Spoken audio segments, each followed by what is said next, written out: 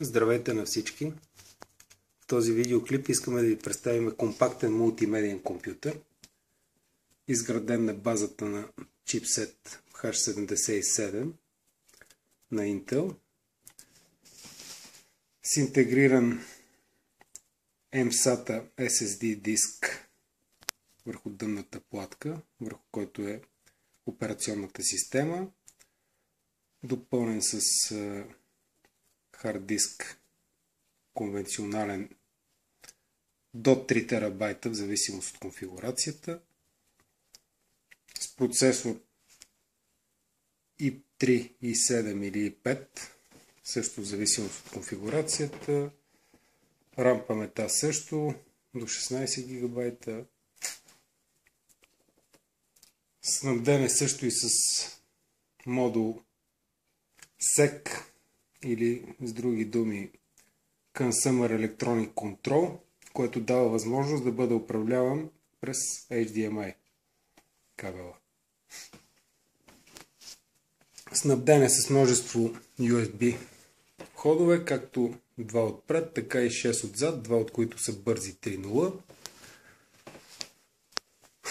Започваме с стартиране на системата. Системата може да бъде управлявана по няколко начина, както с дистанционното от всеки един уред в нея, който е снабден с такъв SEC модул, или това са с две думи всички уреди, които са произведени след 2010 година, говорим за телевизори, ресивъри и други, както и с дистанционното от ресивъра или от някой друг уред, които комуникират помежду си през HDMI.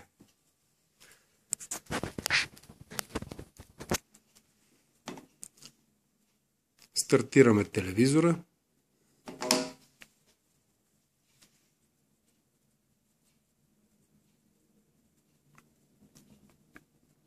Нещата се случват малко по-бавно.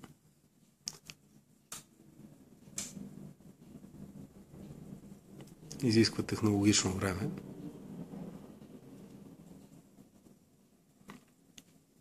Телевизора на свой ред запалва ресивъра.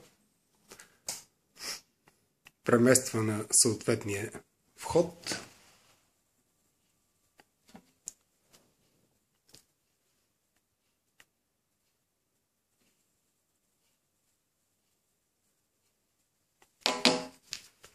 И за нея. Ето ги и следващите дни. Училище по-различно. Съответно, предимно слабо и за кратко, но ще си превалява почти всеки ден. Някакво по-слънчево. С бутона за избиране на вход. Може и да е облачно и да превалява, но пък и рязко ще се стопли от сряда. Това са входовете, които са активни. Избираме входа, който е обозначен с HDMI SEC. Съответно, при избирането на този вход, той запалва компютъра и сменя съответно входа му, както на телевизора, така и на ресивъра.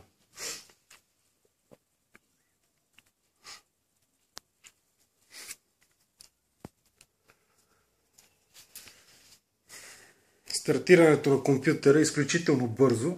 Това е благодарение на SSD технологията на операционната система, която е интегрирана на дъното.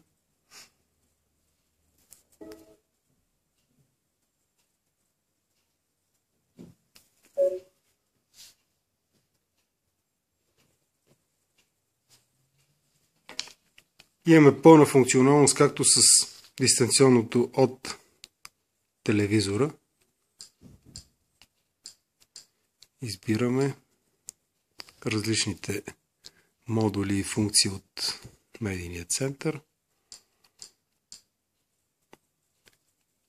Имаме допълнителни опции, както и бутоните напред, назад, стоп. В случая Play. Избираме. Стартираме конкретен файл. напред през 10 минути, през по-малко, назад Стоп. Имат известно забавяне операциите, но то е в микросекунди, бих казал. Почти моментално се случват нещата. Ето и с другото дистанционно, което е от ресивъра. С него има същата функционалност, идентична на тази на дистанционното на телевизора. Те не се нуждаят от някаква допълнителна настройка, а нещата се случват посредством HDMI.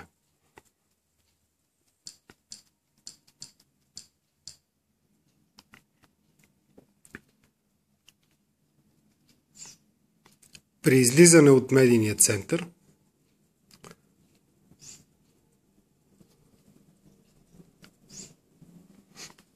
телевизора се връща в хода, който е бил преди стартирането на компютъра.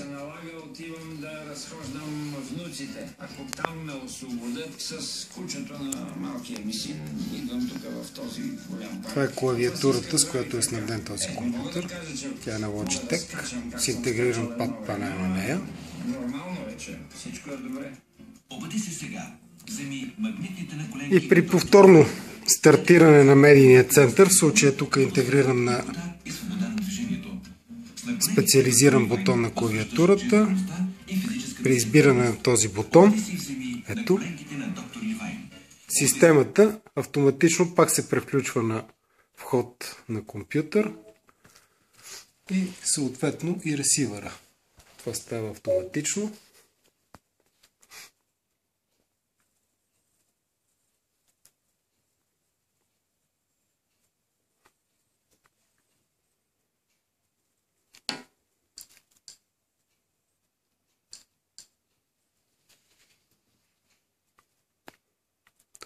Общо взето, това са по-важните неща, които ви показахме в този клип.